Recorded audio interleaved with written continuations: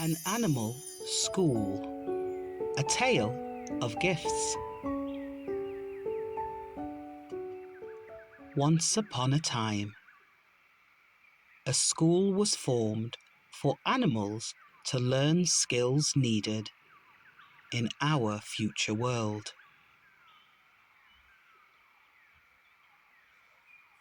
Swimming, flying, climbing, and running were chosen as the subject areas.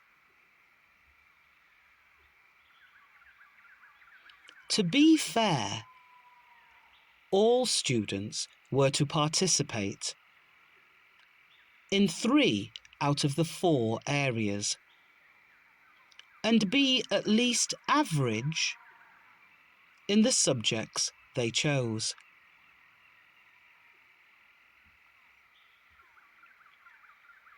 Gariel was an excellent swimmer, an average runner, and a very poor climber.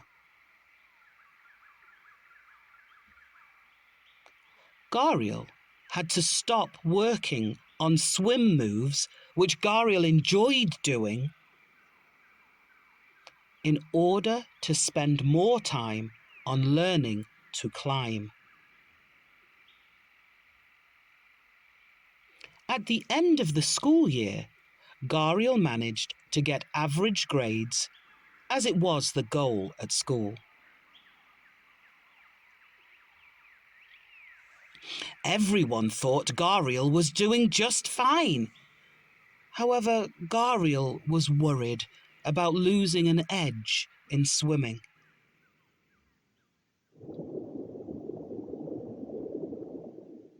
Sugar Glider Possum was excellent at flying, leaping and gliding from treetops. However, Eagle, the instructor, said the right way of flying was from the ground up.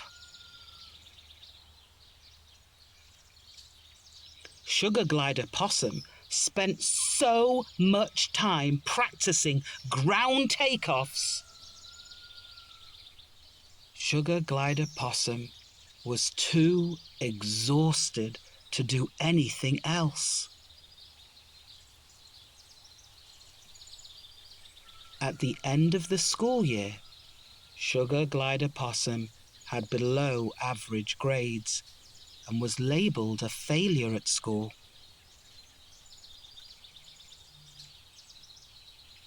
Margay, the arboreal cat, started as a top and popular student.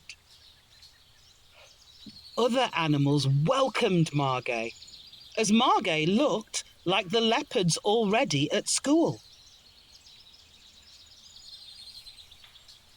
Margay soon became bored with classes, but still enjoyed the company of other students. Margay was labelled a troublemaker for having a different way to complete tasks and having different interests from the leopards.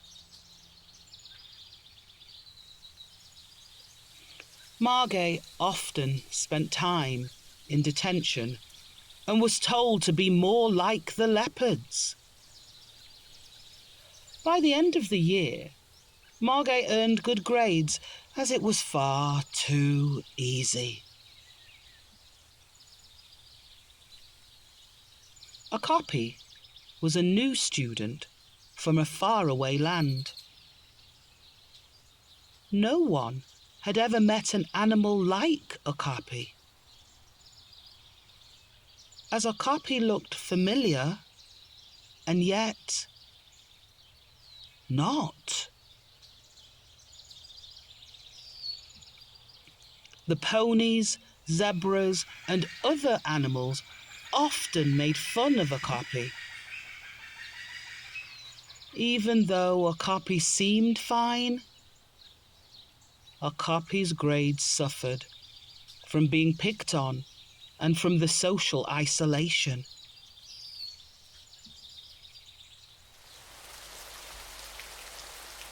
For peacock, mantis shrimp, who lived in the water, running, climbing, swimming and flying were all the same. Peacock mantis shrimp's great passion was boxing. But the subject was not taught at the animal school. Peacock mantis shrimp dropped out before the end of the year.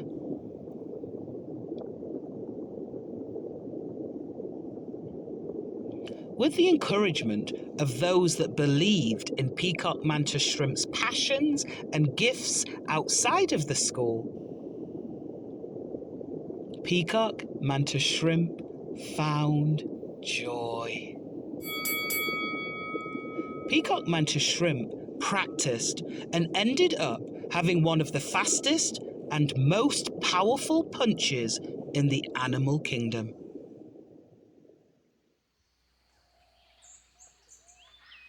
Bumblebee was the biggest problem of all. Bumblebee was an animal the school could not handle. "What are we going to do with Bumblebee?" said the teachers and classmates. "We just don't understand. How can Bumblebee learn to fly? Bumblebee's wings are too small for such a body size." Bumblebee did not pay attention to the others' words, and Bumblebee continued practicing. Over time, Bumblebee began to fly, just like Bumblebee's ancestors.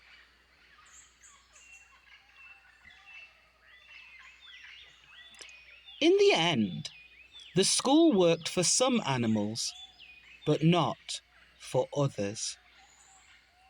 How can we make sure our schools are helping all students grow?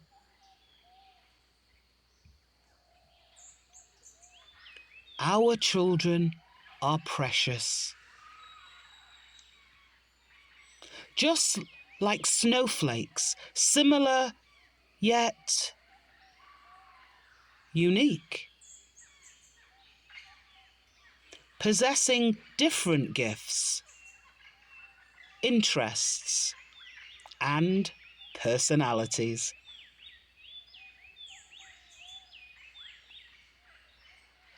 It is our job to find opportunities for gifts and interests to shine and grow.